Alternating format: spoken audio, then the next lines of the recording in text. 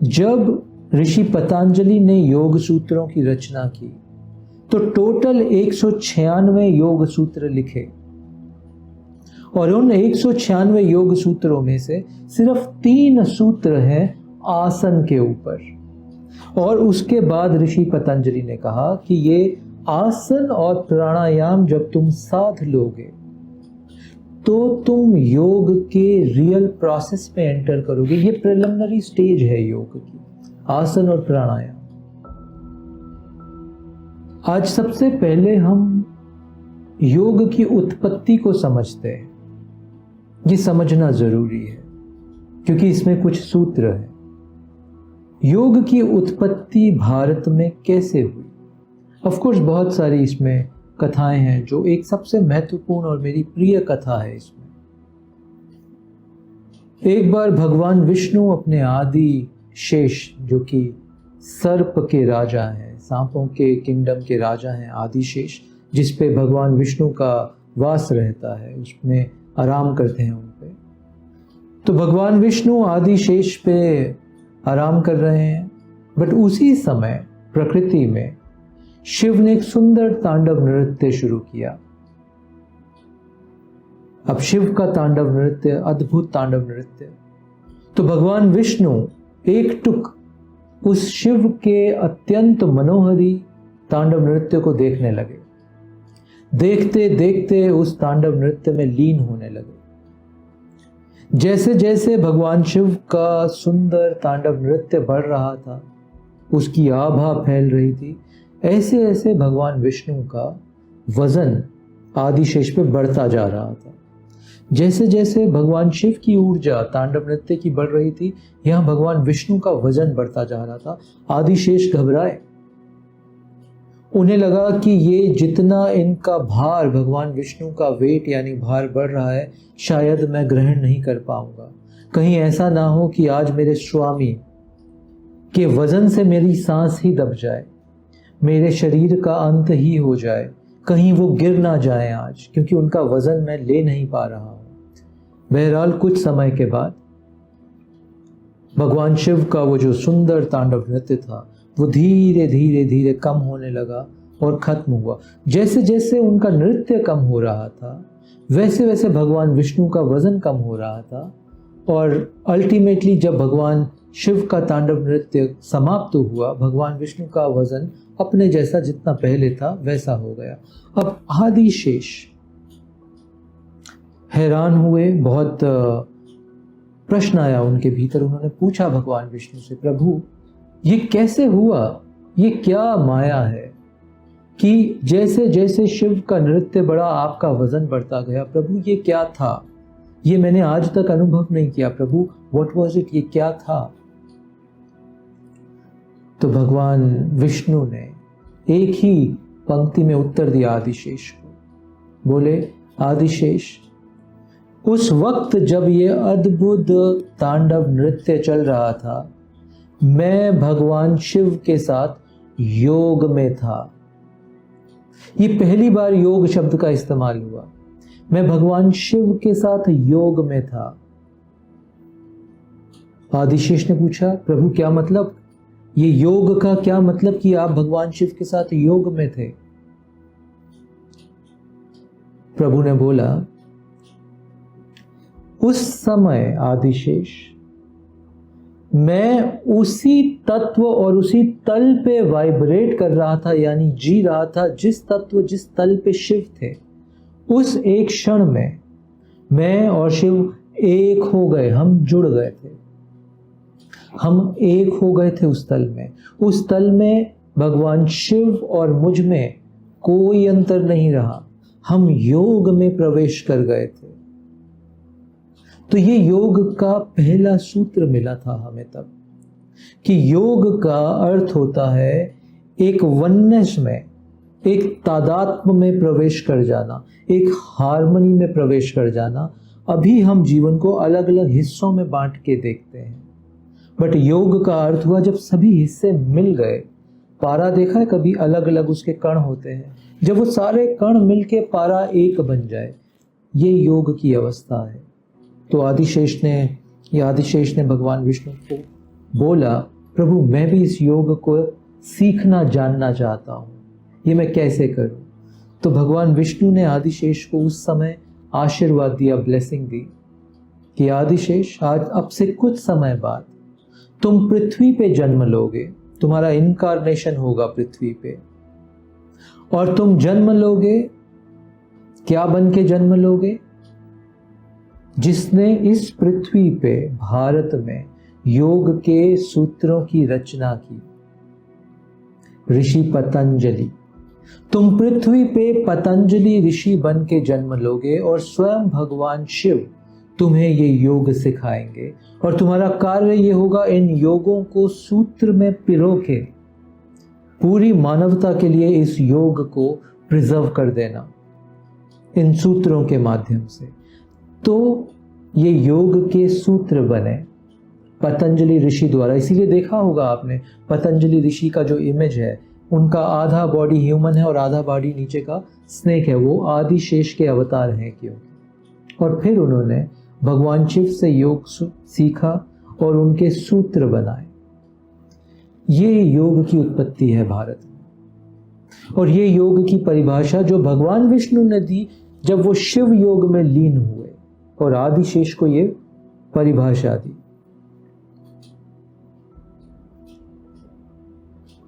अब इसमें 2-3 अहम चीजें हमें समझनी होंगी।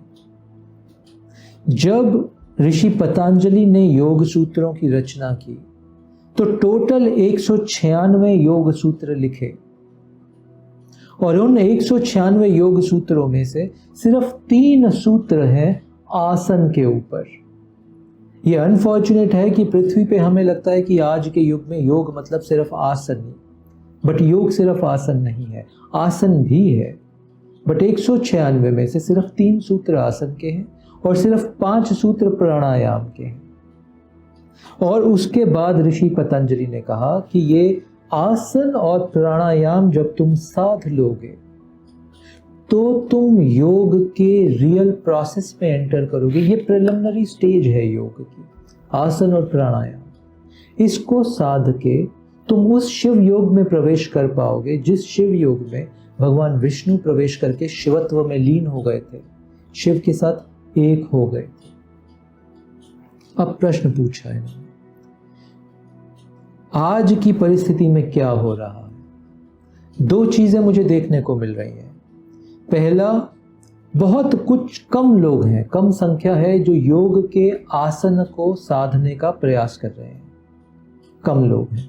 मगर इन लोगों में एक जो मुझे दिक्कत या एक प्रॉब्लम दिखती है वो ये कि ये पूरी साधना को सिर्फ आसनों पे आधारित कर रहे हैं। इन्हें ऐसा लग रहा है कि योग मतलब बस आसन, तो ये चूक रहे हैं योग के इस वननेस के प्रिंसिपल या फॉर्मूले से, ये चूक रहे हैं। और फिर दूसरे लोग हैं जिनके ऊपर ये प्रश्न किया गया, ये वह लोग हैं जो साधना को, आध्यात्म को, जीवन को सिर्फ मानसिक तल पे विचारों से समझने का, जानने का प्रयास कर रहे हैं। विचारों से समझा जा सकता है, जाना नहीं जा सकता। मैंने 2 शब्दों का प्रयोग किया।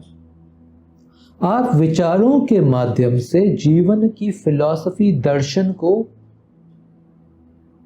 समझने का प्रयास कर सकते हो कि हाँ मुझे ये समझ में आ गई बात, बट आप उसको जान नहीं सकते। जानने के लिए आपको योग में प्रवेश करना होगा।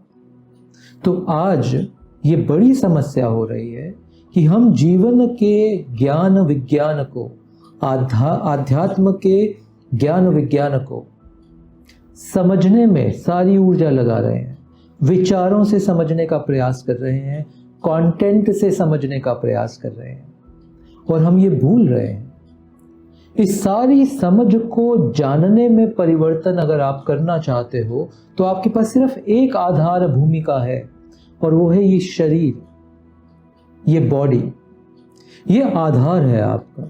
इसको ऐसा देखो, जब कभी शरीर अस्वस्थ होता है या कभी शरीर को बहुत भूख लगती है, आपका सारा ध्यान शरीर खींच लेता है। मैं शब्द प्रयोग कर रहा हूं, ध्यान, जिसको अंग्रेजी में बोलते हैं मेडिटेशन। आपका सारा ध्यान शरीर खींच लेता है। उस शरीर में जब विकार आता है, कोई रोग आता है, आप कहीं और किसी और ईश्वर पे ध्यान नहीं दे पाते हो, आप अपनी साधना पे ध्यान नहीं दे पाते हो। उस समय ईश्वर की याद आती भी है तो सिर्फ दो तरह से आती है। या तो कंप्लेंट करते हो ईश्वर को कि ये मुझे रोग क्यों हो रहा है, ये मुझे पेन दर्द क्यों हो रहा है, या ये कंप्लेंट करते हो या प्रार्थना करते हो कि मुझे इस दुख तकलीफ से, शरीर के रोग से, इस कष्ट से मुक्त करो ईश्वर। उस समय ध्यान नहीं कर पाते आप ईश्वर पे। उस समय साधना या स्पिरिचुअलिटी जिसको हम बोलते हैं, आध्यात्म, उस पे आपका ध्यान भी नहीं जाता, क्योंकि शरीर सारी ध्यान की ऊर्जा खींच लेता है अपनी तरफ। तो ये शरीर आपका आधार है आध्यात्म में, ध्यान में, ईश्वर की प्रार्थना में, ईश्वर के प्रेम में प्रवेश करने का आधार है। ये नहीं है ना, अगर ये आपके कंट्रोल में नहीं है तो कुछ नहीं हो पाएगा। फिर सारी साधना, सारा आध्यात्म, सारा जो ज्ञान आप बटोर रहे हो, वो सब ये भेजे में, खोपड़ी में रह जाएगा और भारी कर देगा आपको। आप जान नहीं पाओगे उसको। तो ये शरीर उसका आधार है। इसको कैसे भी समझो। आपके घर में आपका एक सुंदर बेडरूम है, आप वहां आराम करना बहुत पसंद करते हो, या आपके घर में आपका एक सुंदर पूजा का रूम है, वहां पूजा बैठ के ध्यान करना बड़ा पसंद करते हो, या एक खाने का कमरा है, वहां बैठ के सुंदर स्वादिष्ट खाना पकाना या खाना पसंद करते हो।